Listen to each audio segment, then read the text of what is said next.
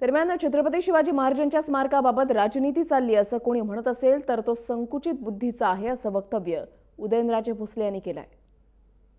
जर कोण असं म्हणत असेल की राजनीती चालली तर जो म्हणणार आहे त्याची बुद्धी किती संकुचित आहे आणि तो किती विकृत त्याचे विचार असू शकतात याचं ते प्रतीक आहे। तो केवळ एकमेव असं छत्रपती शिवाजी महाराज आहे की त्यांचं प्रतिमा ही आपण देवाऱ्यात ठेवतो आणि त्यामुळे इतरांना कोण असेल द ग्रेट म्हणलं जातं इथे, पण शिवाजी महाराजांना आज सुद्धा कोणी असं म्हणत नाही मराठ्यांचा राजा, ते नेहमी म्हणतात जाणता राजा।